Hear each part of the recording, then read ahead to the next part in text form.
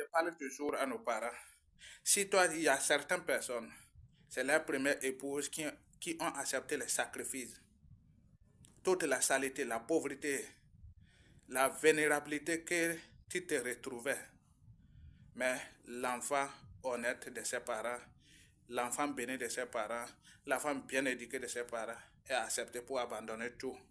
Pour venir vivre avec toi, accepter les sacrifices avec toi, accepter couler son champ entre la vie ou la mort pour te rendre honneur, pour te rendre fier, pour te faire des enfants. T'accompagner au champ un peu partout. Lorsque tu dors, elle en éveille. Lorsque tu es en éveil, elle en éveille. Elle a tout fait pour que vous soyez là où vous êtes. Mais toi, à ton grand surpris, pour remercier cette dernière, c'est lorsque la situation est bonne, tu trouves qu'elle n'est pas belle, qu'elle est ci, qu'elle a ça. Tu vas l'accuser de toutes sortes de mauvais comportements sur cette planète. Parce que toi, tu veux épouser une deuxième femme. Parce que tu veux sortir à l'air que tu veux et rentrer à l'air que tu veux. Parce que tu veux collaborer avec ceux-là qui ont vu que maintenant, ils avaient abandonné le trésor.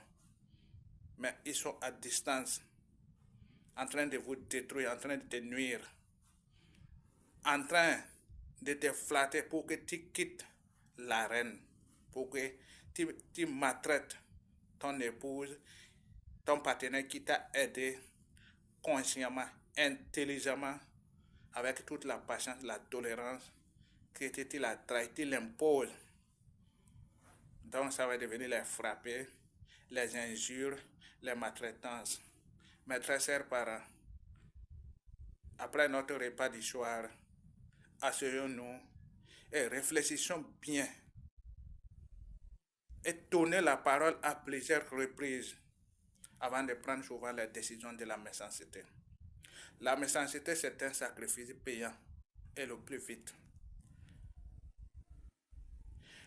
La méchanceté, la trahison, ce sont des graines qui poussent vite et qui grandissent vite et qui produisent vite. Et tu seras obligé de manger ça avant de mourir. Mes très chers parents, ne trahissez pas vos épouses. Prenez tous les engagements pour ne pas les trahir. Tous les jours des cris des enfants, la femme, les soucis.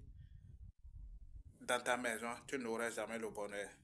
Le bonheur va s'envoler. C'est le Père de la nature qui a écrit et qui nous a donné ce message. Et c'est dans toutes les ethnies. Il n'y a pas l'ethnie aujourd'hui qui n'est pas le nom de la méchanceté, la haine, etc., qui n'est pas détesté ceci. Mais pourquoi toi, à la dernière minute, c'est ce que tu vas souhaiter dans ta maison.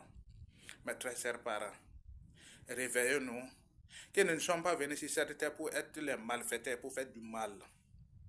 C'est à cause de nos mal, c'est à cause de nos faits qui laissent que nous sommes dominés, maltraités, pétinés, dévalorisés. C'est à cause de nos comportements. N'accusez pas X ou Y, accusons nous-mêmes. Le comportement de nos aïeux au jour d'aujourd'hui. Mes très chers parents, nous qui avons eu la chance d'avoir les dirigeants honnêtes, nous devrons être fiers et de les accompagner. Mais chacun de nous doit s'asseoir pendant des jours, réfléchir, dégager tous les côtés négatifs, toute la méchanceté, la haine, l'hypocrisie qu'on avait adopté, qu'on a été éduqué, qu'on a été enseigné, qu'on a été formé. On doit dégager ça et prendre la direction à la réussite. Mes très chers parents, c'est important. Donc c'était le message de votre artiste Bissou Sakou. Écoutez et la partagez au maximum. C'est ensemble, nous allons construire l'Afrique. Une seule personne ne peut construire l'Afrique. Une seule maison ne donne pas la beauté d'une ville. Une seule voix ne peut jamais changer le visage d'une ville. Donc un être humain ne peut changer une ville toute seule. Levons-nous, battons-nous, on va y arriver. Rien n'est impossible, tout est possible. Et nous sommes capables. Nous devrons être fiers de notre nature, de notre planète, de notre très cher continent. Et faisons tout à quelque sorte que nous puissions nous retrouver au-delà des pensées des autres. Il faut que nous allons briser cette scène. Merci.